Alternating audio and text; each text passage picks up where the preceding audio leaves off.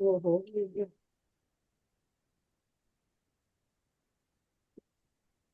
ओकारं बिंदु संयुक्तं नित्यं ध्यायन्ति योगिनः कामदं मोक्षदं चैव ओंकाराय नमो नमः। अविरल शब्द घन होगा प्रचाली सकल भूतल कलंका विरूपासी तीर्था सरस्वती हर दूरितम अज्ञानातिमिराधानां ज्ञानांजन शलाकया चक्षुरुन्मिलितं येन तस्मै श्री गुरुवे नमः। श्री परम गुरुवे नमः। परम्पराचार्य गुरुभ्यो नमः। सकल कलुषविध्वसकं श्रेषां परिवर्धकं धर्म संबंधकं भविजीवमान प्रतिबोधकारकं पुण्य प्रकाश पापणासमिदं शास्त्रं श्री उत्तर पुराण ग्रंथराज नामधेयम्। अस्य मूल ग्रंथ कर्ता श्री सर्वज्ञ देवास्तव उत्तर ग्रंथ कर्ता श्री गंधर देवा प्रति गंधर देवा तेषां वचन सार्थम आसाद्य श्रीमते पुनभद्राचार्य विरचितमिदं शास्त्रं श्रोतारः सावधानतया शृण्वन्तु। मंगलम भगवान वीरो मंगलम गौतमो गणि मंगलम कुंदम राधो जैन धर्मोस्तु मंगलम सर्वमंगल मांगल्यम सर्वकल्याणकारकम सर्वधर्माणां जैनम जयतु शासनम जैनम जयतु शासनम जैनम जयतु शासनम सरस्वती नमस्तुभ्यं वरदे कामरूपिणी विद्यारंभं करिष्यामि सिद्धिर्भवतु मे सदा। द्वादश जिडवानी माता की जय। परम मांगलिक ग्रंथ उत्तर पुराण ग्रंथ राज की जय। भद्राचार्य की जय। पन्नालाल जी साहित्यकार की जय। अढ़ाई दीप में विराजमान सभी आचार्य उपाध्याय सर्व साधु के चरणों में नमस्तु नमस्तु नमस्तु। सभी आरिका माता जी के चरणों में बंदा भी बंदा भी बंदा भी। सभी छुल्लक छुल्लिका एलक के चरणों में इच्छा में इच्छा में इच्छा में। सभी प्रतिमाधारी के चरणों में रूप में विराजमान प्रतिमाधारी के चरणों में वंदना वंदना वंदना। रूप में विराजमान पूज्य जनों का सादर चरण स्वर सभी से सादर जय जिन। श्रीमते सकल ज्ञान साम्राज्य पद्मियु से धर्म चक्र वृत्ते भरते नमः संसार भीम से तुलाजीनाथ भगवान की जय। शुरू करें। किनका है? प्रणाम आंटी, सभी बड़ों को सादर जय जिनेंद्र। सभी बड़ों को सादर प्रणाम, सभी को सादर जय जिनेंद्र। मैं चालू कर रही हूँ। देखो सादर जय जिनेंद्र को कौन सा पाठ आता है, कौन सा पाठ है? हाँ राजमती जी, आप पढ़ेंगी? आपने कल इसके 16 किए थे। हाँ है ना? हाँ, और उसके तुमने 20 किए थे पिछले वाले के। तो यहाँ पे आप 80 तक करेंगी। अभी 16 ना, 80 तक करेंगे आप। 80 तक ना? हाँ 80 तक पढ़ेंगे आप। पेज नंबर क्या है? पेज नंबर 45 है, 45 नंबर है। पेज नंबर 45 है। और ये ना 17वां शुरू होगा। 16 तक हो चुका था, कल आपने कर लिया था। अब 17वां शुरू होगा। शुरू करिए आप। 54 हो जाए ना? है 54 हो जाए ना? 40। आप ना 80 करेंगी, 80 तक करेंगे आप। 16 हो गए ना, उसके बाद में मतलब पूरा जब 80 आ जाएगा ना, 54 का है। आप जब 80 आ जाएगा ना, 16 आया कोई बात नहीं, जब 80 आ जाएगा ना तो आप बस तब तब तक कर लीजिए। मैं बता दूंगी आपका, आप बेफिक्र रहिए। आप करिए, आप ठीक करिए। है। प्रणाम सभी को। वह देश ऐसे मार्गों से सहित था। ये नहीं पढ़े थे ना? हाँ 15 हाँ हाँ, 16 नहीं हुआ था भाभी पूरा। यही तो मैं बोल रही हूँ कि आप 16, यही आप सही तो पढ़ रही हैं। हाँ 16 वह से देश आप वो। सही पढ़ रही हैं। वह देश ऐसे मार्गों से। अच्छा, वह देश ऐसे मार्गों से सहित था जिनमें जगह जगह कंधों पर्वत पर्यंत पानी भरा हुआ था, अथवा जो असंचारी दुर्गम थे, अथवा जो असवारी आने जाने की रुकावट से रहित थे। वहां के वृक्ष फलों से लदे हुए तथा कांटों से रहित थे। 8 प्रकार के भयों में से वहां एक भी भय दिखाई नहीं देता था। और वहां के बंद समीपवर्ती गलियों रूपी स्त्रियों के आश्रय थे।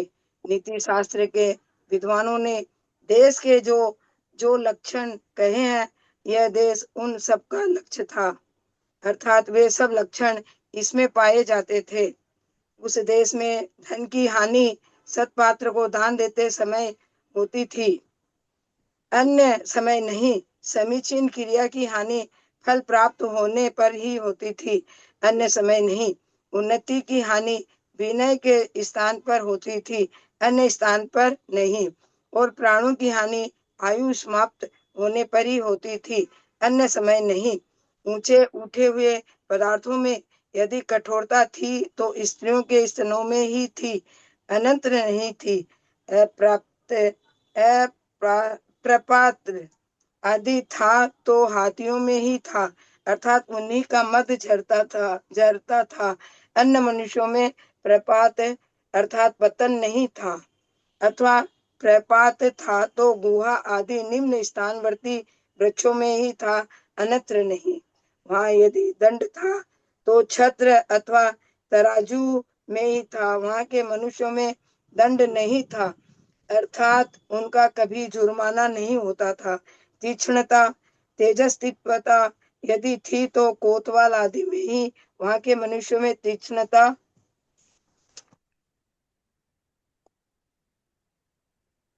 नहीं, क्रूरता नहीं थी।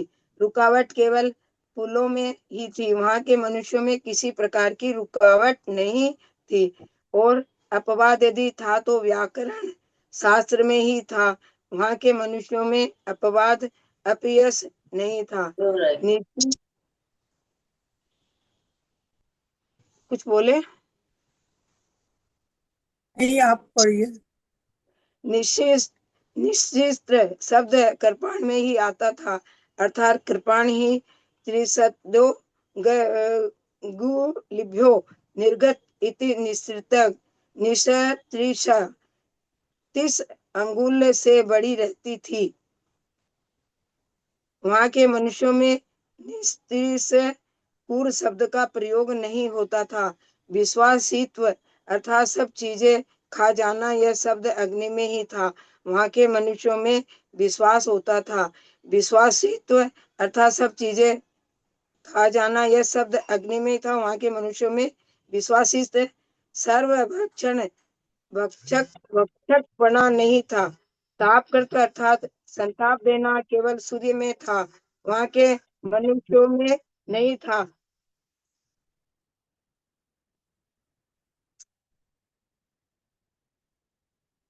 मनुष्यों में नहीं था। और मारकत्व केवल यमराज के नामों में था, वहां के मनुष्यों में नहीं था। जिस प्रकार सूर्य दिन में ही रहता है, उसी प्रकार धर्म शब्द केवल जिनेन्द्र प्रणीत धर्म में ही रहता था। यही कारण था कि वहां पर उल्लुओं को के समान एकांत वादों का उद्गम नहीं था। उस देश में सदा यथा स्थान रखे हुए यंत्र शस्त्र जल जौ घोड़े और रक्षकों से भरे हुए किले थे। जिस प्रकार ललाट के बीच में तिलक होता है, उसी प्रकार अनेक शुभ स्थानों से युक्त उस देश के मध्य में श्रीपुर नाम का नगर है। वैसे श्रीपुर नगर अपनी सब तरह की मनोहर वस्तुओं से देवनगर के समान जान पड़ता था। खिले हुए नीले तथा लाल कमलों के समूह ही जिनके नेत्र हैं, ऐसे स्वच्छ जल से भरे हुए सरोवर रूपी मुखों के द्वारा वह नगर शत्रु नगरों की शोभा की मानो हंसी ही उड़ाता था। उस देश में अनेक प्रकार के फूलों के स्वादिष्ट केसर के रस को पीने वाले भौरे भ्रमियों के समूह के साथ पान गोष्ठी का आनंद प्राप्त करते थे।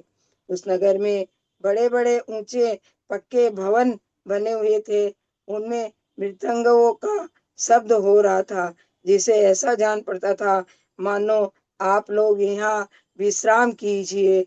इस प्रकार वह नगर मेघों को ही बुला रहा था। ऐसा मालूम होता था कि वह नगर सर्व वस्तुओं का मानो खानी था। यदि ऐसा न होता तो निरंतर उपभोग में आने पर वे समाप्त क्यों नहीं होती। उस नगर में जो जो वस्तुएं दिखाई देती थी, वह अपने वर्ग में सर्वश्रेष्ठ रहती थी, अर्थात देवों को भी भ्रम हो जाता था कि क्या यह स्वर्ग ही है। वहां के रहने वाले सभी लोग उत्तम कुलों में उत्पन्न हुए थे, व्रत सहित थे तथा सम्यक दृष्टि थे, अतः वहां के मरे हुए जीव स्वर्ग में ही उत्पन्न होते थे। स्वर्ग में क्या रखा, वह तो ऐसा ही है। यह सोचकर वहां के सम्यक दृष्टि मनुष्य मोक्ष के लिए ही धर्म करते थे, स्वर्ग की इच्छा से नहीं। उस नगर में विवेकी मनुष्य उत्सव के समय मंगल के लिए और शोक के समय उसे दूर करने के लिए जिनेंद्र भगवान की पूजा किया करते थे।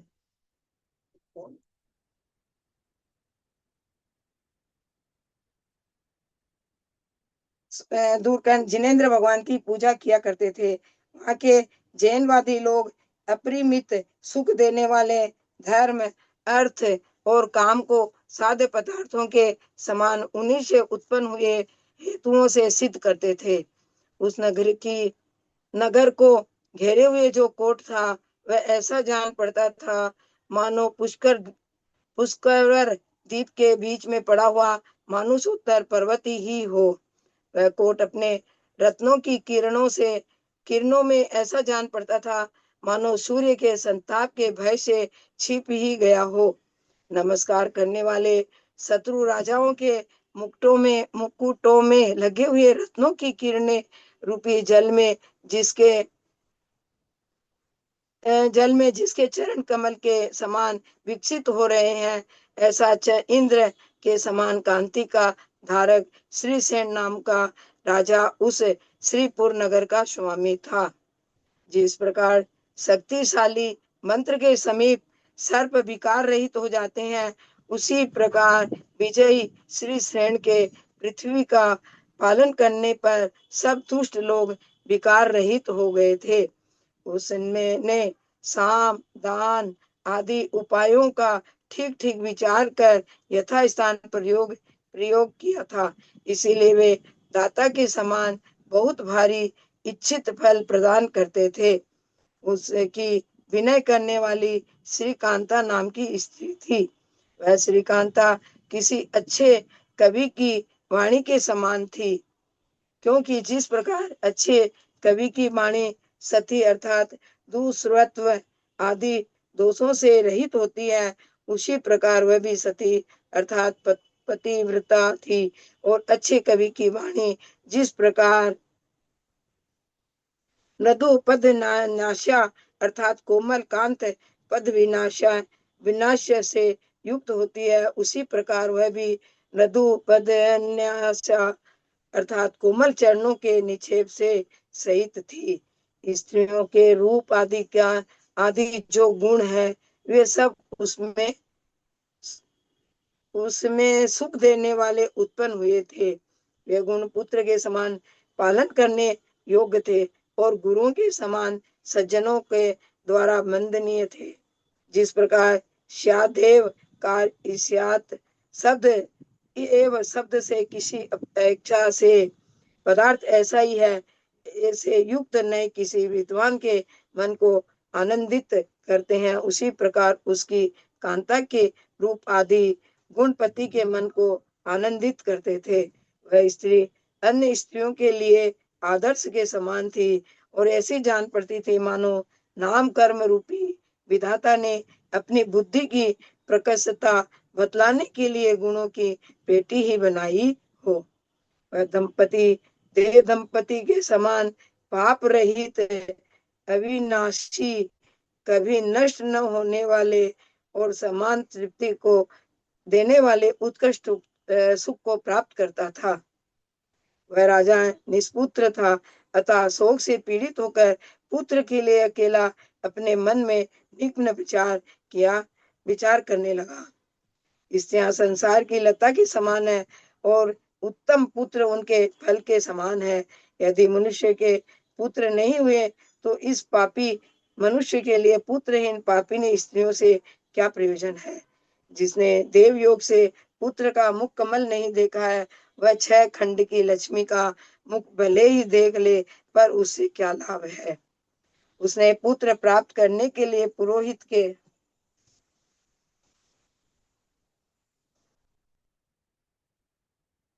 उपदेश से 5 वर्ण के अमूल्य रत्नों से मिली स्वर्ण की जिन प्रतिमाएं बनवाई, उन्हें 8 प्रातिहार्यों तथा भृंगारू आदि 8 मंगल द्रव्य से युक्त किया। प्रतिष्ठा शास्त्र में कही हुई क्रियाओं के क्रम से उनकी प्रतिष्ठा कराई। महाभिषेक महाभिषेक किया। जिनेंद्र भगवान के सर्ग से मंगल रूप हुए। गंधोदक से रानी के साथ स्वयं स्नान किया। माने गंधोदक से स्नान किया मतलब है भाभी। हाँ, जो लिखा है वही है, गंधोदक से स्नान किया तो किया। श्रीपाल के लिए भी तो आता भाई कि रोज गंधोदक छिड़का जाता था 700 कोढ़ी पर, हाँ और श्रीपाल हाँ वो तो हाँ। जगह जगह आता ही है, काम पर भी आया ही है। स्नान किया। जिनेंद्र भगवान की स्तुति की तथा इस लोक और परलोक संबंधी अंबुदय को देने वाली अष्टानी का पूजा की। इस प्रकार कुछ दिन व्यतीत होने पर कुछ कुछ जागती हुई रानी ने हाथी, सिंह, चंद्रमा और लक्ष्मी का अभिषेक, ये 4 स्वप्न देखे। उसी समय उसके गर्भ धारण हुआ था। क्रम से आलस्य आने लगा, रुचि होने लगी, तंद्रा आने लगी और बिना कारण ही ग्लानि होने लगी। उसके दोनों स्तन चिरकाल व्यतीत हो जाने पर भी परस्पर एक, कुछ बोले क्या? परस्पर एक दूसरे को जीतने में समर्थ नहीं हो सके थे। अतः दोनों के मुख प्रतिदिन कालिमा को धारण कर रहे थे। स्त्रियों के लिए लज्जा ही प्रशंसनीय आभूषण है, अन्य आभूषण नहीं। यह स्पष्ट करने के लिए ही मानो उसकी समस्त चेष्टाएं लज्जा से सहित हो गई थी। जिस प्रकार रात्रि के अंत भाग में आकाश के ताराओं के समूह अल्प रह जाते हैं, उसी प्रकार भार धारण करने में समर्थ नहीं होने से उसके योग आभूषण भी अल्प रह गए थे, विरल हो गए थे। जिस प्रकार अल्प धन वाले मनुष्य की विभूतियां परिमित रहती है, उसी प्रकार उसके वचन भी परिमित थे और नई मेघ माला के शब्द के समान रुक रुक कर बहुत देर बाद सुनाई देते थे। इस प्रकार उसके गर्भ के चिन्ह निकटवर्ती मनुष्यों के लिए कुतूहल उत्पन्न कर रहे थे। वे चिन्ह कुछ प्रकट थे और कुछ अप्रकट थे। किसी एक दिन रानी की प्रधान दासियों ने हर्ष से राजा के पास जाकर और प्रणाम कर उनके कान में यह समाचार कहा। यह समाचार दासियों के मुख की प्रसन्नता से पहले ही सूचित हो गया था, तो भी उन्होंने कहा था। गर्भ धारण का समाचार सुनकर राजा का मुख कमल ऐसा विकसित हो गया जैसा कि सूर्योदय से कमल और चंद्रोदय से कुमुद विकसित हो जाते हैं। जो वंश रूपी समुद्र को वृत्तिगत करने के लिए चंद्रोदय के समान है, अथवा कुल को अलंकृत करने के लिए तिलक के समान है। ऐसा पुत्र का प्रादुर्भाव किसके संतोष के लिए नहीं होता, जिसका मुख कमल अभी देखने को नहीं मिला है, केवल गर्भ में स्थित है। ऐसा भी जब मुझे इस प्रकार संतुष्ट कर रहा है, तब मुख दिखाने पर कितना संतुष्ट करेगा, इस बात का क्या कहना है। ऐसा मानकर राजा ने उन दासियों के लिए इच्छित पुरस्कार दिया और द्विगुणित आनंदित होता हुआ कुछ आप्तजनों के साथ वह रानी के घर गया। वहां उसने नेत्रों को सुख देने वाली रानी को ऐसा देखा मानो मेघ से युक्त आकाश ही हो, अथवा रत्न गर्भा पृथ्वी हो, अथवा उदय होने के समीपवर्ती सूर्य से युक्त पूर्व दिशा ही हो। राजा को देखकर रानी खड़ी होने की चेष्टा करने लगी, परंतु हे देवी बैठी रहो। इस प्रकार राजा के मना किए जाने पर बैठी रही। राजा एक ही सैया पर चिरकाल तक रानी के साथ बैठा रहा और लज्जा सहित रानी के साथ योग वार्तालाप कर हर्षित होता हुआ वापिस चला गया। तदनंतर कितने ही दिन व्यतीत हो जाने पर पुण्य कर्म के उदय से अथवा गुरु शुक्र आदि शुभ ग्रहों के विद्यमान रहते हुए उसने जिस प्रकार इंद्र की दिशा प्राची सूर्य को उत्पन्न करती है, शरद ऋतु पके हुए धान को उत्पन्न करती है और कीर्ति महोदय को उत्पन्न करती है, उसी प्रकार रानी ने उत्तम पुत्र उत्पन्न किया। जिसका भाग्य बढ़ रहा है और जो संपूर्ण लक्ष्मी पाने की योग है, ऐसे उस पुत्र का बंधुजनों ने श्री ब्रह्मा यह शुभ नाम रखा। जिस प्रकार मूर्छित को सचेत होने से संतोष होता है, दरिद्र को खजाना मिलने से संतोष होता है और थोड़ी सेना वाले राजा को विजय मिलने से संतोष होता है, उसी प्रकार उस पुत्र जन्म से राजा को संतोष हुआ था। उस पुत्र के शरीर के तेज से जिसकी कांति नष्ट हो गई है, ऐसे रत्नों की दीपक रात्रि के समय सभा भवन में निरर्थक हो गए थे। उसके शरीर की वृद्धि वेदक शास्त्र में कही हुई विधि के अनुसार होती थी और अच्छी क्रियाओं को करने वाली बुद्धि की वृद्धि व्याकरण आदि शास्त्रों के अनुसार हुई थी। जिस प्रकार यह जम्बूद्वीप ऊंचे मेरू पर्वत से सुशोभित होता है, उसी प्रकार पृथ्वी मंडल का पालन करने वाला यह लक्ष्मी संपन्न राजा उस श्रेष्ठ पुत्र से सुशोभित हो रहा था। किसी एक दिन शिवंकर वन के उद्यान में श्री पद्म नाम के जिनराज अपनी इच्छा से पधारे थे। वनपाल से यह समाचार सुनकर राजा ने उस दिशा में 7 कदम जाकर सिर से नमस्कार किया और बड़ी विनय के साथ उसी समय जिनराज के पास जाकर 3 प्रदक्षिणाएं दी, नमस्कार किया और यथा स्थान आसन ग्रहण किया। राजा ने उनसे धर्म का स्वरूप पूछा, उनके कहे अनुसार वस्तु तत्व का ज्ञान प्राप्त किया, शीघ्र ही भोगों की तृष्णा छोड़ी, धर्म की तृष्णा में अपना मन लगाया। श्री ब्रह्मा पुत्र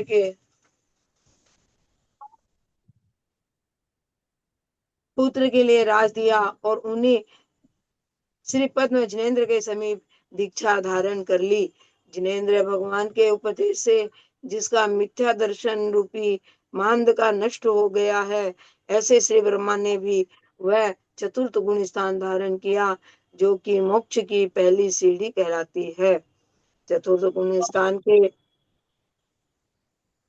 सन्निधान में जिस पुण्य कर्म का संचय होता है, वह संयमी इच्छानुसार समस्त पदार्थों को सन्निहित निकटस्थ करता रहता है। उन पदार्थों से श्री ब्रह्मा ने इच्छित सुख प्राप्त किया था। किसी समय राजा श्री ब्रह्मा आषाढ़ मास की पूर्णिमा के दिन जिनेन्द्र भगवान की उपासना और पूजा कर अपने आत्मजनों के साथ रात्रि में महल की छत पर बैठा था। क्या वो पहला सीढ़ी मतलब बताए हैं यहाँ पर सम्यक दर्शन की अपेक्षा से खूब बता रहे हैं ना। हाँ, करेंगे क्या? ललिता भाभी बताएंगे। भाभी बताइए क्या पूछ रहे हैं।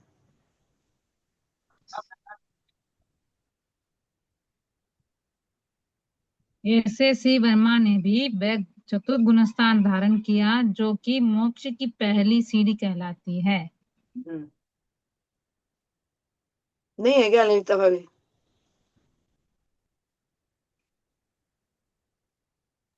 सम्यक दर्शन मोक्ष की पहली सीढ़ी तो कहते हैं, सभी कहते हैं। हाँ, ये तो बोलते हैं कि हाँ, मोक्ष की पहली सीढ़ी। हाँ, क्या चीज पूछ रहे हैं? इसमें वो बताया पूछ रही है सम्यक दर्शन मोक्ष की पहली सीढ़ी है, इसका मतलब पूछ रही है। चतुर्थ जो गुणस्थान धारण किया, जो कि मोक्ष की पहली सीढ़ी है। चतुर्थ गुणस्थान का धारण किया, इसका कैसा मालूम पड़ता है कि चतुर्थ गुणस्थान का धारण किया? कैसे मालूम पड़ता रहे? उस समय तो सारे अवधि ज्ञानी मुनि महाराज चारों बगल मिलते थे। उस समय पता करना क्या दिक्कत थी किसी को, है ना? अवधि ज्ञानी मुनि महाराज रहते तो पता चल जाता है ना, इनको सम्यक दर्शन है नहीं है, ये उनको पता चल जाता है। क्योंकि पुद्गल वर्गनाएं उनको पुद्गल वर्गनाएं होती है ना, सम्यक दर्शन देगा कि वर्गना पुद्गल वर्गना है, मूर्तिक है, मूर्तिक चीज का ज्ञान उनको हो जाता है।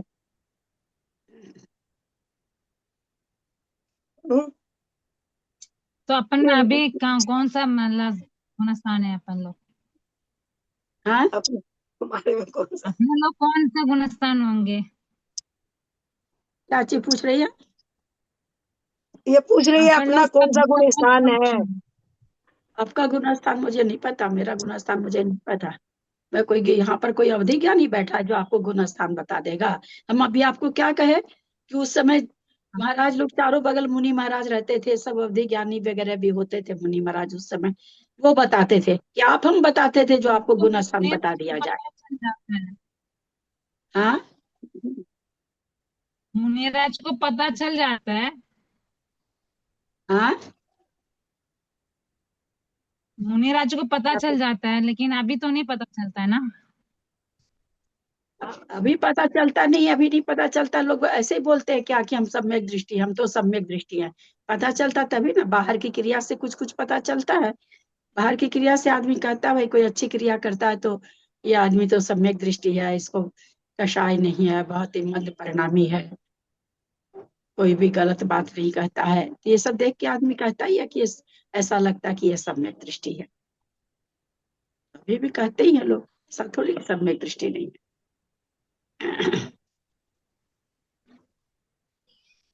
पढ़ूं। किसी समय राजा श्री ब्रह्मा आषाढ़ मास की पूर्णिमा के दिन जिनेंद्र भगवान की उपासना और पूजा कर अपने आप्तजनों के साथ रात्रि में महल की छत पर बैठा था। वहां उल्कापात देखकर वह भोगों से विरक्त हो गया। उसने श्रीकांत नामक बड़े पुत्र के लिए राज्य दे दिया और श्री पद्म जिनेंद्र के समीप दीक्षा लेकर चिरकाल तक तप किया तथा अंत में श्री प्रभ नामक पर्वत पर विधि पूर्वक संन्यास मरण किया, जिसमें ये प्रथम हो सर्व गया आपका, आपका हो गया, ठीक। 80 हो गया आपका। हाँ, प्रणाम भाभी। हो गया। अब जो है या तो निशा जी पढ़ना चाहे तो पढ़ लें, नहीं जेडी भाई साहब पढ़ेंगे। जेडी भाई साहब पिछला जी मैं पढ़ती हूँ। पढ़ती हो तो आप पढ़ लीजिए। हाँ, हाँ बहुत अच्छा। ठीक है। हाँ 81 पेज आपको पता ही होगा, पेज 50 है और 81 से हाँ पढ़ना है आपको। हाँ 79 से पढ़ना है ना। 81 से, 81 लिखा हुआ है ना, 81 से पढ़ना है। अच्छा सर ठीक है। वहाँ जिससे उल्कापात। प्रथम जिससे प्रथम सर्गों के। अच्छा ठीक है ठीक है। प्रणाम दीदी। उससे प्रथम स्वर्ग के श्रीप्रभ नामक विमान में 2 सागर की आयु वाला श्रीधर नाम का देव हुआ। वह देव अणिमा महिमा आदि 8 गुणों से युक्त था। 7 हाथ ऊंचा उसका शरीर था। वैक्रियक शरीर का धारक था। पीत लेशिया वाला था। एक माह में श्वास लेता था। 2000 वर्ष में अमृत में उद्गलों का मानसिक आहार लेता था। काय प्रविचार से संतुष्ट रहता था। प्रथम पृथ्वी तक उसका अवधि ज्ञान था। बल तेज तथा विक्रिया भी प्रथम पृथ्वी तक थी। इस तरह अपने पुण्य कर्म के परिपाक से प्राप्त हुए सुख का उपभोग करता हुआ वह सुख से रहता था। धातकी खंड द्वीप की पूर्व दिशा में जो ईक्षाकार पर्वत है, उससे दक्षिण की ओर भरत क्षेत्र में एक अलका नाम का संपन्न देश है। उसमें अयोध्या नाम का उत्तम नगर है। उसमें अजितंजय राजा सुशोभित था। उसकी अजित सेना नाम की रानी थी, जो कि पुत्र सुख को प्रदान करती थी। किसी एक दिन पुत्र प्राप्ति के लिए उसने जिनेंद्र भगवान की पूजा की और रात्रि को पुत्र की चिंता करती हुई सो गई। प्रातः काल नीचे लिखे 8 शुभ स्वप्न उसने देखे। हाथी, बैल, सूर्य, सिंह, चंद्रमा, सूर्य, कमलों से सुशोभित सरोवर, शंख और पूर्ण कलश। राजा अजितंजय से उसने सपनों का निम्न प्रकार फल ज्ञात किया। हे देवी, हाथी देखने से तुम पुत्र को प्राप्त करोगी। बैल के देखने से वह पुत्र गंभीर प्रकृति का होगा। सिंह के देखने से अनंत बल का धारक होगा। चंद्रमा के देखने से सबको संतुष्ट करने वाला होगा। सूर्य के देखने से तेज और प्रताप से युक्त होगा। सरोवर के देखने से शंख चक्र आदि 32 लक्षणों से सहित होगा। शंख देखने से चक्रवर्ती होगा। और पूर्ण कलश देखने से निधियों का स्वामी होगा। सपनों का उक्त प्रकार फल जानकर रानी बहुत ही संतुष्ट हुई। तदनंतर कुछ माह बाद उसके पूर्वोक्त श्रीधर को उत्पन्न किया। राजा ने शत्रुओं को जीतने वाले उस पुत्र का अजित सेन नाम रखा। राजा उस तेजस्वी पुत्र से ऐसा सुशोभित होता था जैसे कि धूलि रहित दिन सूर्य में सुशोभित होता है।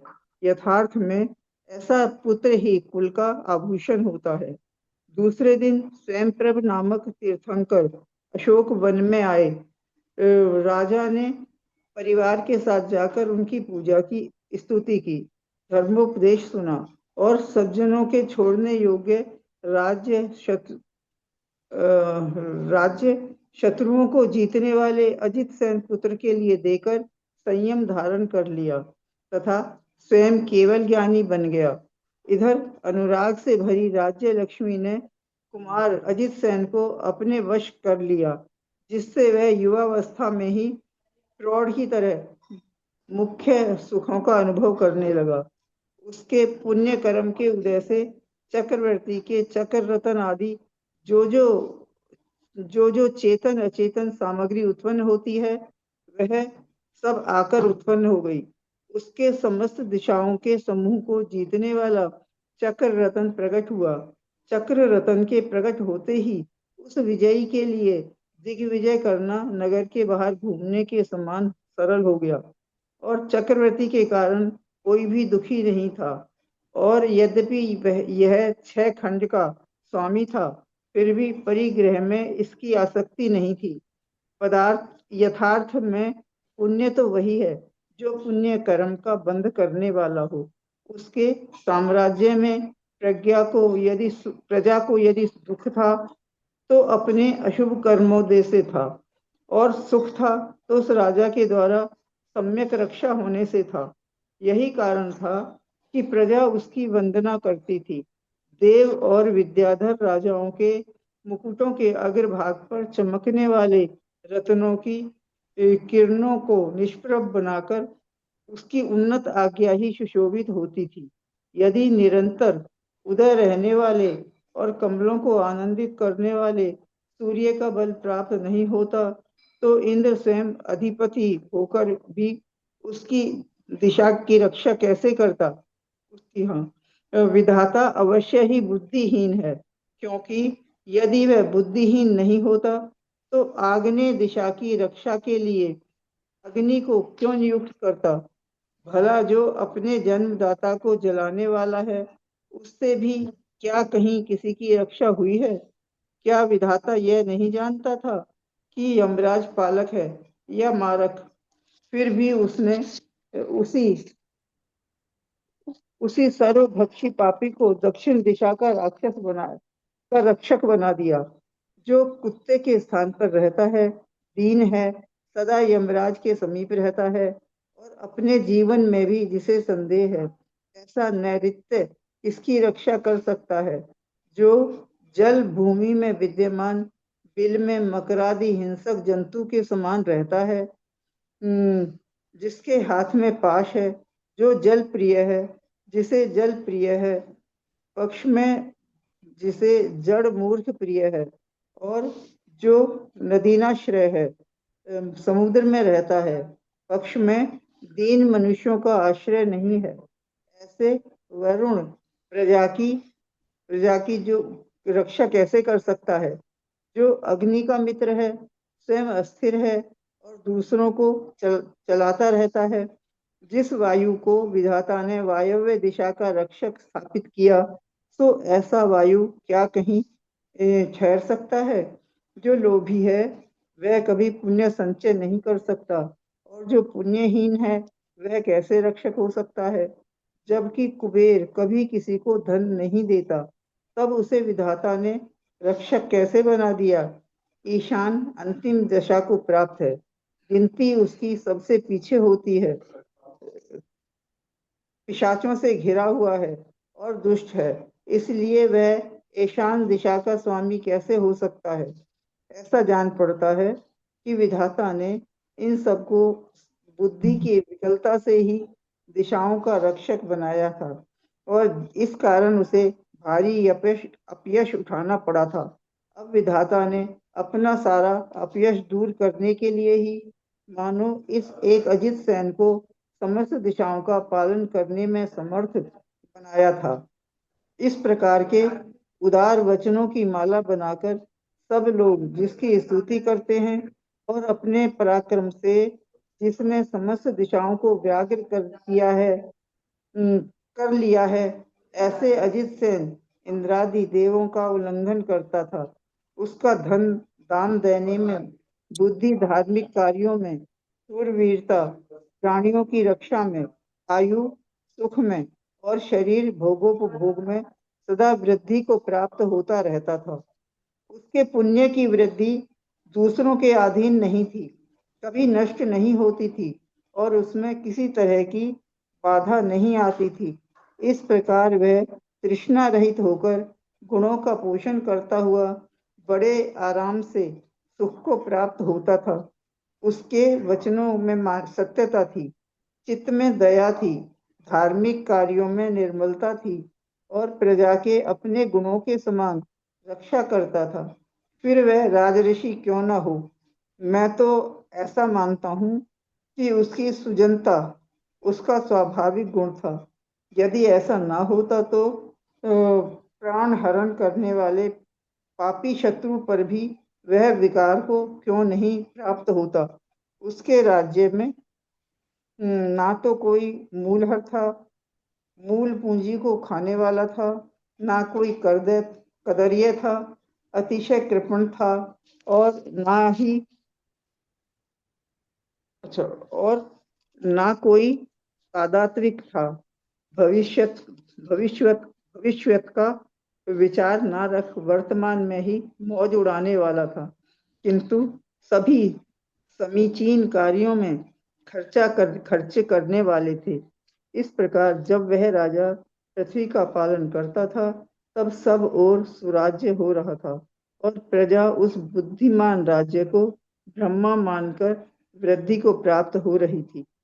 जब नव यौवन प्राप्त हुआ तब उस राजा के पूर्वोपार्जित पुण्य कर्म के उदय से हो रही थी,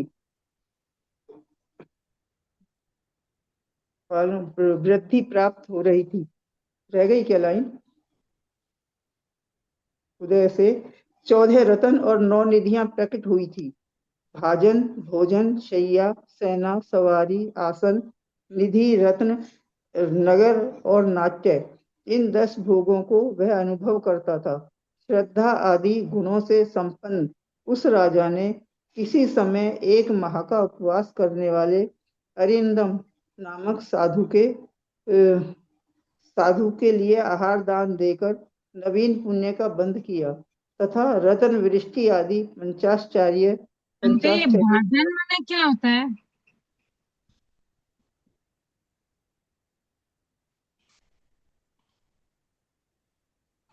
दीदी सुन रही? भाजन माने बर्तन। ठीक है।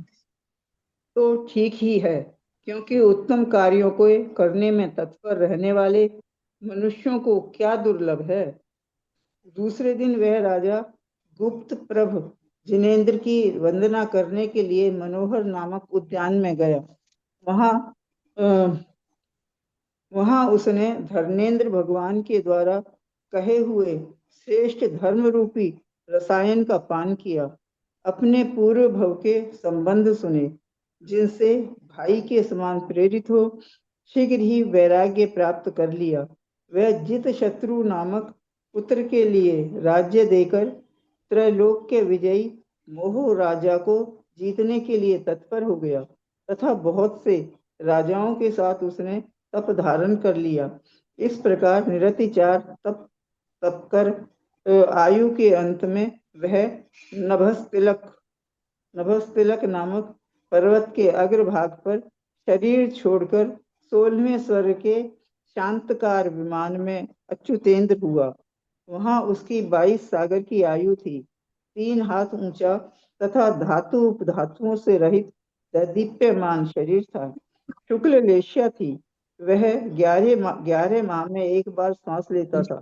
22,000 वर्ष के बाद एक बार अमृतमयी मानसिक आहार लेता था। उसके देशावधि ज्ञान रूपी नेत्र छठवीं पृथ्वी तक के पदार्थों तक को देखते थे। उसका समीचीन तेज बल तथा वैक्रियक शरीर भी छठवीं पृथ्वी तक व्याप्त हो सकता था।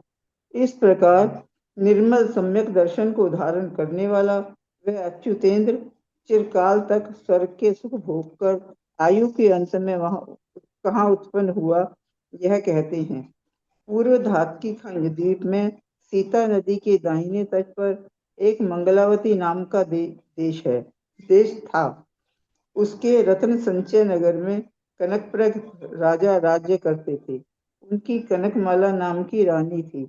वह अहमिंद्र उन दोनों दंपतियों के शुभ स्वप्नों द्वारा अपनी सूचना देता हुआ पद्मनाभ नाम का पुत्र उत्पन्न हुआ। पद्मनाभ बालकोचित सेवा विशेष के द्वारा निरंतर वृद्धि को प्राप्त होता रहता था।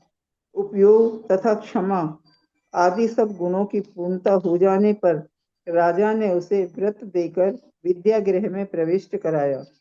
कुलीन विद्वानों के साथ रहने वाला वह राजकुमार दास तथा महावत आदि को दूर से कर समस्त विद्याओं के सीखने में उद्यम करने लगा। अपनी इंद्रियों के समूह को इस प्रकार जीत रखा था कि वे इंद्रियां सब रूप से अपने विषयों के द्वारा केवल आत्मा के साथ ही प्रेम बढ़ाती थी। वह बुद्धिमान विनय की वृद्धि के लिए सदा वृद्ध जन की संगति के साथ ही प्रेम करता था। शास्त्रों से निर्णय कर विनय करना कृत्रिम विनय है और स्वाभाविक से विनय करना स्वाभाविक विनय है। जिस प्रकार चंद्रमा को पाकर गुरु और शुक्र ग्रह अत्यंत शोभित होते हैं, उसी प्रकार संपूर्ण कलाओं को धारण करने वाले अतिशय सुंदर उस राजकुमार को पाकर होते हैं। उसी प्रकार संपूर्ण कलाओं को पाकर स्वाभाविक और कृत्रिम दोनों प्रकार के विमान अतिशय सुशोभित हो रहे थे। यह बुद्धिमान राजकुमार 16वें वर्ष में यौवन प्राप्त कर ऐसा सुशोभित हुआ जैसे कि विनयवान जितेंद्रिय संयमी वन को पाकर सुशोभित होता है। जिस प्रकार भद्र जाति के हाथी को देखकर उनका शिक्षक हर्षित होता है, उसी प्रकार रूप वंश अवस्था और शिक्षा से संपन्न तथा विकार से रहित पुत्र को देखकर पिता बहुत ही हर्षित हुए। उन्होंने जिनेंद्र भगवान की पूजा के साथ उसकी विद्या की पूजा की तथा संस्कार किए हुए रत्न के समान उसकी बुद्धि दूसरे कार्य में लगाई। जिस प्रकार शुद्ध पक्ष शुक्ल पक्ष के आश्रय से कलाओं के द्वारा बालचंद्र को पूर्ण किया जाता है, उसी प्रकार बलवान राजा ने उस सुंदर पुत्र को अनेक स्त्रियों से पूर्ण किया था, अर्थात उसका अनेक स्त्रियों के साथ विवाह किया था। जिस प्रकार सूर्य की किरणें उत्पन्न होती हैं, उसी प्रकार उसकी सोमप्रभा आदि रानियों के स्वर्ण नाभ आदि शुभ पुत्र उत्पन्न हुए। इस प्रकार पुत्र पौत्रादिक से घिरे हुए श्रीमान और बुद्धिमान राजा कनकप्रभ सुख से अपना राज्य पालन करते थे। किसी दिन उन्होंने मनोहर नामक वन में पधारे हुए श्रीधर नामक जिन राज से धर्म का स्वरूप सुनकर अपना राज्य पुत्र को दे दिया और तथा संयम धारण कर क्रम से निर्वाण प्राप्त कर लिया। पद्मनाभ ने भी उन्हीं जिनराज के समीप श्रावक के व्रत लिए और मंत्रियों के साथ स्वराष्ट्र और परराष्ट्र नीति का विचार करता हुआ सुख से रहने लगा। परस्पर के समान प्रेम से उत्पन्न हुए और कामदेव के पूर्व रंग की शुभ पुष्पांजलि के समान अत्यंत कोमल स्त्रियों की विनय, हंसी, स्पर्श, विनोद, मनोहर बातचीत और चंचल चितवनों के द्वारा वह चित्त की परम प्रसन्नता को प्राप्त होता था। कामदेव रूपी कल्प वृक्ष से उत्पन्न हुए स्त्रियों के प्रेम से प्राप्त हुए और पके हुए भोगो भोग रूपी उत्तम फल ही राजा पद्मनाभ के वैराग्य की सीमा हुए थे। अर्थात इन्हीं भोगोपभोगों से उसे वैराग्य उत्पन्न हो गया था। ये सब भोग पूर्व भव में किए हुए पुण्य कर्म के फल हैं। इस प्रकार मूर्ख मनुष्यों को स्पष्ट रीति से बतलाता हुआ वह तेजस्वी पद्मनाभ सुखी हुआ था। विद्वानों में श्रेष्ठ पद्मनाभ भी श्रीधर मुनि के समीप धर्म का स्वरूप जानकर अपने हृदय में संसार और मोक्ष का यथार्थ स्वरूप इस प्रकार विचारने लगा। उसने विचार किया कि जब तक औदैहिक भाव रहता है तब तक आत्मा को संसार भ्रमण करना पड़ता है। औदैहिक भाव जब तक रहता है तब तक की कर्म रहते हैं, और कर्म तब तक रहते हैं जब तक कि उनके कारण विद्यमान रहते हैं। कर्मों के कारण मिथ्यात्वादिक 5 हैं। उनमें से जहाँ मिथ्यात्व रहता है वहाँ बाकी के 4 कारण अवश्य रहते हैं।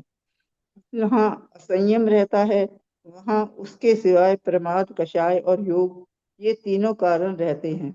जहाँ प्रमाद रहता है वहाँ उसके सिवाय योग और कषाय, ये दोनों रहते हैं। जहाँ कषाय रहती है वहाँ उसके सिवाय योग कारण रहता है, और जहाँ कषाय का अभाव है वहाँ सिर्फ योग ही बंध का कारण रहता है। अपने अपने गुण स्थान में मिथ्यात्व आदि कारणों का नाश होने से वहाँ उनके निमित्त से होने वाला बंध भी नष्ट हो जाता है। पहले सत्ता, बंध और उदय नष्ट होते हैं, उसके पश्चात 14वें गुण स्थान तक अपने अपने काल के अनुसार कर्म नष्ट होते हैं, तथा कर्मों के नाश होने से संसार का नाश हो जाता है, जो पाप रूप है। और उत्तम मरण ही जिसका लक्षण है, उत्तम और जन्म मरण ही जिसका लक्षण है, ऐसे संसार के नष्ट हो जाने पर आत्मा के शायिक भाव ही शेष रह जाते हैं। उस समय यह आत्मा अपने आप में उन्हीं क्षायिक भावों के साथ बढ़ता रहता है। जिस प्रकार जिनेन्द्र देव के द्वारा कहे हुए तत्व को नहीं जानने वाला वह प्राणी, जिसका अंत मिलना अत्यंत कठिन है, ऐसे संसार रूपी दुर्गम वन में अंधे के समान चिरकाल से भटक रहा है। अब मैं असंयम आदि कर्म बंध के समस्त कारणों को छोड़कर शुद्ध श्रद्धान आदि मोक्ष के 5 कारणों को प्राप्त होता हूँ, धारण करता हूँ।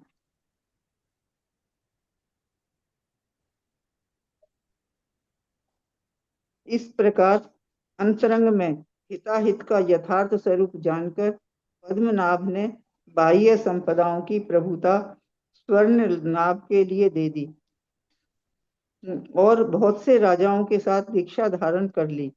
अब वह मोक्ष के कारणभूत चारों आराधनाओं का आचरण करने लगा, 16 कारण भावनाओं का चिंतन करने लगा और 11 अंगों का पारगामी बनकर उसने तीर्थंकर नाम कर्म का बंध किया, जिसे अज्ञानी जीव नहीं कर सकते।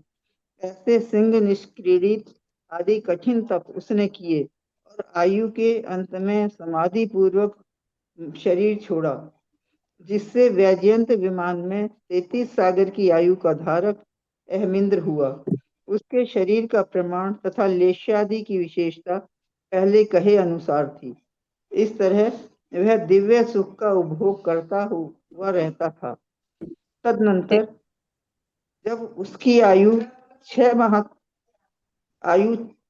6 की बाकी रह गई, तब उसने जम्बू द्वीप के भरत क्षेत्र के एक चंद्रपुर नाम का नगर है, उसमें इक्ष्वाकु वंशी काश्यप गोत्री और आश्चर्यकारी वैभव को धारण करने वाला महासेन नाम का राजा राज्य करता था। उसकी महादेवी का नाम लक्ष्मणा था। लक्ष्मणा ने अपने घर के आंगन में देवों के द्वारा बरसाई हुई रत्नों की धारा प्राप्त की थी। ओम ह्रीम आदि देवियां सदा उसे घेरे रहती थी।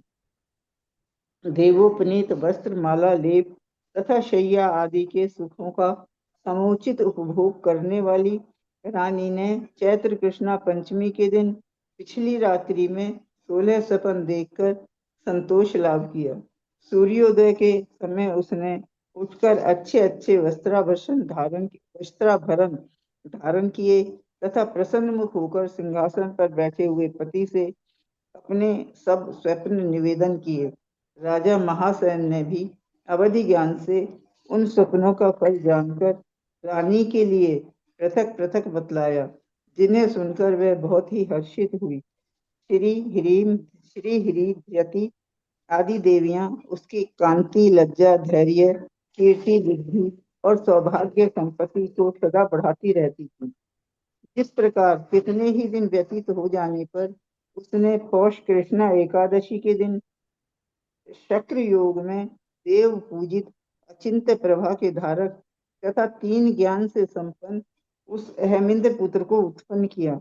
उसी समय इंद्र ने आकर महामेरु की शिखर पर विद्यमान सिंहासन पर उक्त जिन बालक को विराजमान किया, क्षीर सागर के जल से उसका अभिषेक किया, सब प्रकार के आभूषणों से विभूषित किया, 3 लोक के राज्य की कंठी बांधी और फिर प्रसन्नता से 1000 नेत्र बनाकर उन्हें देखा।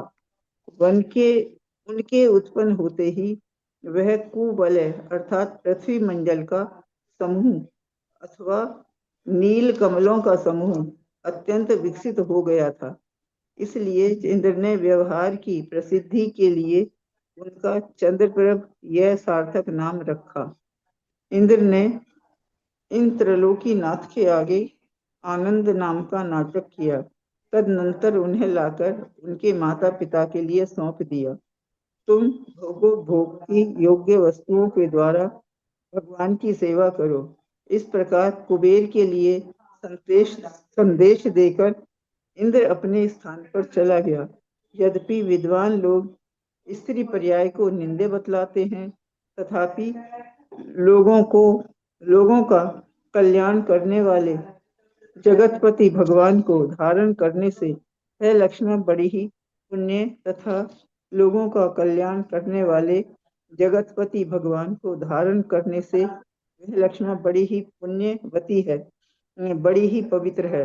इस प्रकार देव लोग उसकी स्तुति कर महान फल को प्राप्त हुए थे तथा इस प्रकार की स्त्री पर्याय श्रेष्ठ है, ऐसा देवियों ने भी स्वीकृत किया था।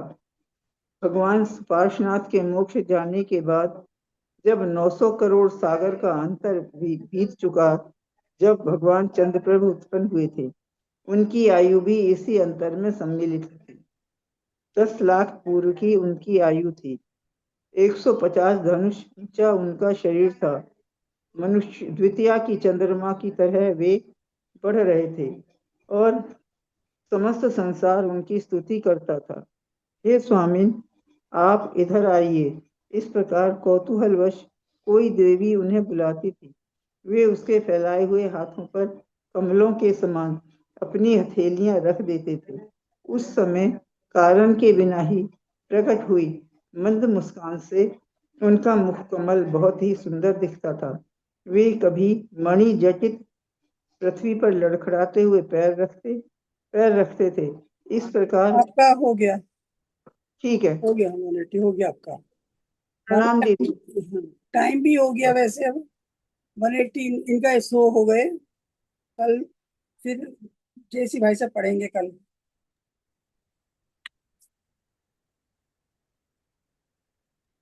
आज एग्जाम है क्या दीदी? हाँ, शो हो गए इनके। जेठी भाई साहब नहीं आ रहे हैं। नहीं आ रहे तो फिर मैं दूसरे का नाम बता रही हूँ, कल दूसरे पढ़ेंगे फिर बताती हूँ। यजमानी स्तुति करें।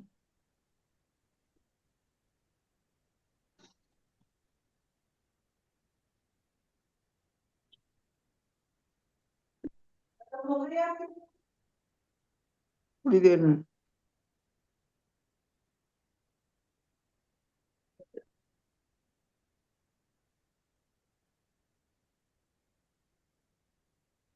फिर मधु काला जी है कोई, मधु काला है ना, वो पढ़ेंगे कल अगर आई तो। फिर कुसुम चूरी वाले हैं, मैं कल भी बता दूंगी, वैसे मैं आज बता रही हूँ जिससे आ जाए। नहीं आ जाई है कि नहीं आई। जिनवानी स्तुति करें। कौन है? रज्जू जी आप करेंगे तो आप करिए। रंजू ठीक। है क्या? हाँ करो दीदी। हाँ करिए। हाँ चलिए, पेज नहीं है नंबर पेज नंबर 100 से करते हैं। अभी आज पेपर तो नहीं आया ना, आएगा नहीं ना, लिखा हुआ तो नहीं है। उनको मैसेज दे रखे, मैसेज का कोई जवाब ही नहीं दिया, फोन भी नहीं उठाए। नहीं हाँ आया, उनका मैसेज आया कि आज एग्जाम है। कब अभी आया, अभी अच्छा तक आ तो गया। नहीं आया था। हाँ आ गया आ गया। आ गया क्या, अच्छा ठीक है। जी प्रणाम। ओ यशस्वी मुनिराज, वंदन तव चरणन में, हम शीस झुकाते तुमको, रहते निज चिंतन में। ओ यशस्वी मुनिराज, वंदन तव चरणन में, हम शीस झुकाते तुझको, रहते निज चिंतन में। जब दर्शन करते इनका, मुख आया ये बतलाती, कोई लौ जलती है अंदर, कोई लौ जलती है अंदर, वो ही प्रकाशित करती, उस लौ की आभा से मेरा परिचय करवा दो, कुछ तो अनुभव बांटो, आत्म से मिलन करा दो। ओ यशस्वी मुनिराज, वंदन तव चरणन में, हम शीस झुकाते तुझको, रहते निज चिंतन में। हम दिन भर खाते रहते, फिर भी उपवास से डरते, तुमने रखी 5 वस्तु ही, तुमने रखी 5 वस्तु ही, वेला उपवास भी करते, कुछ तो बतलाओ मुनिवर, किस सोच से शक्ति मिलती, बिन भोजन बिन पानी, काया कैसे है चलती। ओ यशस्वी मुनिराज, वंदन तव चरणन में, हम शीस झुकाते तुझको, रहते निज चिंतन में। जब थक गया पुद्गल तो, खतरे में पड़ा चारित्र, तब त्याग किया हर वस्तु, तब त्याग किया हर वस्तु, काया को किया पवित्र। ओ मेरे छपक मुनिराज, तुम याद करो शांति सागर, जिनकी थी उत्तम समाधि, चारित्र के उत्कृष्ट सागर। ओ यशस्वी मुनिराज, वंदन तव चरणन में, हम शीस झुकाते तुझको, रहते निज चिंतन में। तुम भी वैसे ही लगते, उनके पद चिन्हों पे चलकर, मिल बैठोगे बात करोगे, मिल बैठोगे बात करोगे, उन महामना से मिलकर कुछ ऐसा लगता मुनिवर, दर्शन जब आपका करते आत्म रस में डूबे मानो, शांति सागर ही बैठे। ओ यशस्वी मुनिराज, वंदन तव चरणन में, हम शीस झुकाते तुझको, रहते निज चिंतन में। आचार्य श्री है नाविक, चेतन की नाव बनाई, धन्य जिन गोंडा बेटा, आत्म शुद्ध तुझको आई। हम सब श्रावक भाई, मिल भावना ये भाते, हो उत्कृष्ट समाधि, जो नित्य आत्म में रहते। जाने अनजाने कुछ भी जो भूल हुई हो हमसे, झोली फैलाते हम सब, क्षमा भाव भर दे उसमें। ओ यशस्वी मुनिराज, वंदन तव चरणन में, हम शीस झुकाते तुझको, रहते निज चिंतन में। हम शीस झुकाते तुझको, रहते निज चिंतन में। हे जिनवाणी भारती तोई जपो दिन रैन, जो तेरी शरणा गए सो पावे सुख चैन। जा वाणी के ज्ञान ते सुझे लोकालोक, सो वाणी मस्तक चढ़ो सदा दे ठूंढो। देव भजु अरिहंत को, गुर से निर्ग्रंथ, दया धर्म पालो सदा यही मोक्ष का पंथ। बोले द्वादशांग जिनवाणी माता की जय। आचार्य श्री वर्धमान सागर जी महाराज की जय। नौवर्ण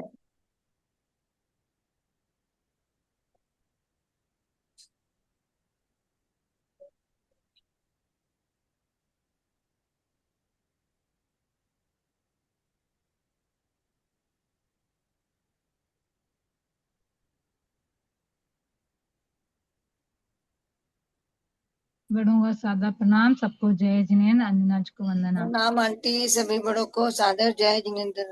ललिता वाले को प्रणाम, सबको सादर जय। दीदी को प्रणाम, सबको सादर जय जिनेन्द्र। बड़ों को सादर सभी बड़ों को सादर प्रणाम, सभी को सादर जय जय जिनेन्द्र। जिनेन्द्र, सबको जय जिनेन्द्र। भक्ति महतारी को वंदना, सादर चरण पर सभी से सादर जय जिनेन्द्र। एक के लिए बहुत लक। भाभी को इतने प्रणाम, अच्छे भजन पुष्पाधारी को लिखते हैं वंदना, दीदी। बाकी सभी को जय जिनेन्द्र। कितना बढ़िया भजन था। रंजू जी को बहुत बहुत धन्यवाद, जिन्होंने पीडीएफ हाँ। बना के भेजी दीदी के भजनों की। जी सभी को धन्यवाद। थोड़ी सी बनाई है, 41 पेज तक की बाद में बनाएंगे। Thank you. बहुत अच्छा, आज का भजन बहुत अच्छा था, बहुत ही अच्छा था। बोलती भी अच्छा है, गाया भी रंजू जी अच्छा बोलती है। भजन तो बहुत अच्छा था ही। दीदी इतने अच्छे भजन कैसे लिखती हैं आप?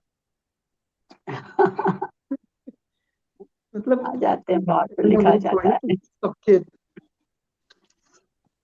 शब्द पूरे शास्त्रों के, भाव पूरे शास्त्रों के, हाँ, पूरे भाव, पूरे इतने सारे अनुयोग पूरे आ भाव जाते भरे हैं, पड़े हैं उसमें भजन। चारों अनुयोग आ जाते हैं, बहुत बड़ी बात है। भजन में कितने भाव भरे हो, गाने वाला अच्छा से गाए ना तो अच्छा लगता है। चलिए एंड करते हैं। अच्छा, इतने दिन से बेचारी पुस्तक गुमनाम हो रखी थी। वापस जगी है वो। हाँ, वहाँ उस दिन सुबह महाराज आने वाले थे ना, आचार्य श्री अभिषेक किए, हाँ, तो मैंने रात को हाँ 11:30 बजे 3-4 की राग बिठा के रखी थी, लेकिन टाइम नहीं मिला। अच्छा। 2-3 ताराबाई बोल दिए।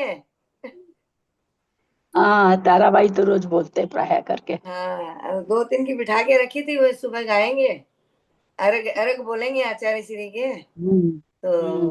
टाइम ही नहीं मिला। थोड़ा डर भी लगता है आचार्य श्री का मेरे को। नहीं नहीं, आचार्य श्री तो अपने बहुत सीधे हैं, आचार्य श्री से डर नहीं लगता। आपके सामने सीधे। हमको डर लगता है। जितना देर क्योंकि भजन मैं गाते इतने हैं इतने उतना इतने देर दिन रहती हूँ, लेकिन मैं खुली नहीं है अभी तक। जितना देर भजन गाते हैं ना उतना देर तक डर नहीं लगता, उसके बाद डर लगने लगता है।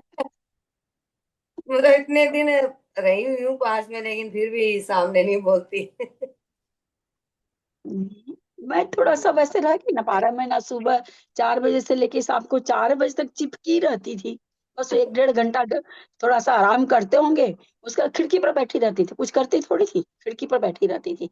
आचार्य से नीचे पाटा पर वो खिड़की बनी हुई थी, वहां पर कमरे में खिड़की बनी हुई है, नीचे तो बैठ नहीं सकती, खिड़की पर सिकुड़े सिकुड़े उकड़े बस चुपचाप बैठी रहती थी, देखती रहती थी बस, कुछ करती थोड़ी थी। स्वाध्याय होता था तो स्वाध्याय में बैठ जाती थी। कभी कभी बहुत डांट के वापस भी भेज देते थे, पानी उनी बरसता था तो बहुत डांटते थे, बहुत डांटते थे। मेरा कहना नहीं मानेंगे ना तो फिर पछताएंगे, चुपचाप चले जाइए। तो कहते थे क्या नाम है उसका, संतोष का, अल्लाह के भाई को, इनको गाड़ी दीजिए, इनको भेजिए तो पहले, इनको भेजिए पहले। ऐसे करते थे। जिस समय नहीं लगता था डर, उस समय नहीं भी लगता था, लगता था उस समय खूब लगता भी था।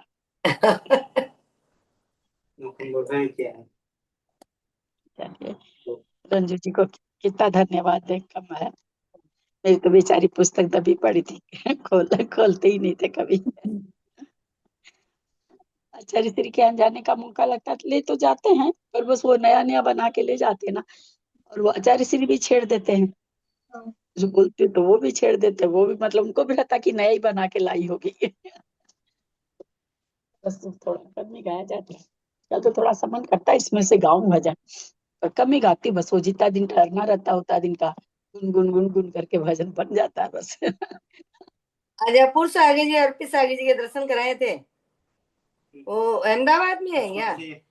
हाँ हाँ, आज दर्शन कराए, दोपहर में आप नहीं थे ना।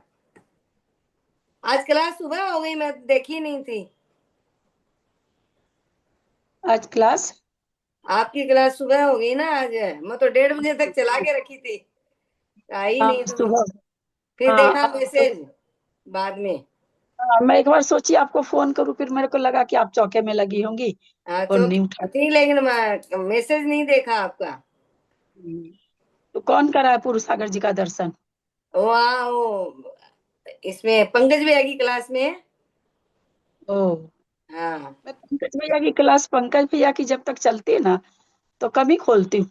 हाँ, जब वो दो महाराज जी बजे 2 बजे करवा दिए थे पहले, में शुरू में हाँ मंगलाचरण हुआ महाराज तो जी करवा दिए आचार्य थे। श्री जब हाँ, आचार्य श्री जब आने वाले रहते हैं ना तब हाँ, थोड़ी चेष्टा से खोलती हूँ। ऐसे आशीर्वचन पहले भी भी दिए, हाँ, आशीर्वचन भी दिए थोड़े से, बोले महाराज अपूर सागर जी। अच्छा अच्छा हाँ अच्छा। हाँ, कौन कराया? वही इनके क्लास में भैया आते हैं ना, वो क्या नाम है उनका, वो करवाए, हाँ, वो गए हुए हैं वहाँ। पंकज जी। हाँ मैं नहीं जुड़ी थी, जुड़ी हाँ, वो आप आई भी आप इतनी दो जल्दी बजे आती तो नहीं। डॉक्टर के यहाँ से आई थी, अब वो एकदम थक के तो हाँ, एकदम थक के तो चूर हो जाती हूँ मैं। सही लगता है कि बस पढ़ ही जाऊं, हालांकि पढ़ी नहीं, वो उतना सा आज लिखने बैठ गई, वो समझिए 1:40 में मैं लिखने बैठी थी, 2:40 हाँ, तक पूरा, एक 3:40 तक पूरा लिखी, पूरा दो हाँ, घंटा लिखी हूँ, तब फिर फोटो खींच के भेजी हूँ, उसके बाद हाँ, क्लास ज्वाइन करी। तो आज हाँ, 2 घंटा वो कर ली ना, वो करना जरूरी था, थोड़ा सा लोग कुछ कुछ लिख लेते हैं उल्टा पुल्टा, फिर दूसरे दिन मेरे को सुनाते हैं कि दीदी आप ऐसे बोले हम लिखे हैं। अरे भैया मैंने कब बोला ऐसे? दीदी को सिद्धांत के बोलेंगे ऐसे वर्ड्स अरे हैं। लता दीदी पढ़ाई वो ऐसे बोली है। क्या अच्छे खासी बदनामी करा देंगे लोग।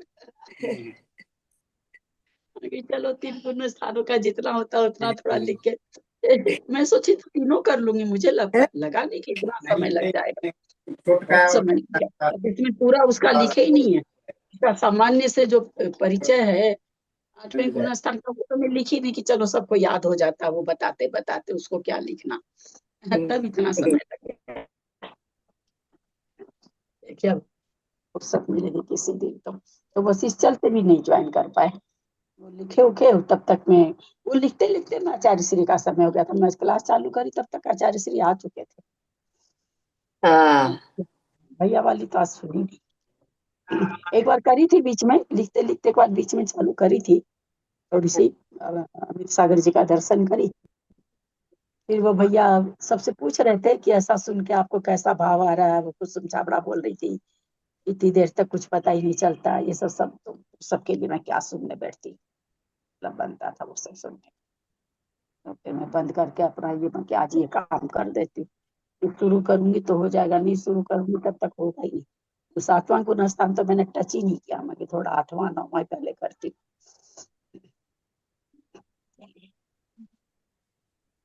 सबको आपको दिखाने गए थे ऑफ क्या? लक। हाँ आपको दिखाने गए थे क्या? क्या करें भाभी? वो आपको ही दिखाने गए थे, भाई साहब को दिखाने नहीं, गए? मैं तो अभी पीछे हूँ, अभी तो इन्हीं को जाना पड़ा, वो अभी तो इन्हीं का चल रहा है सब।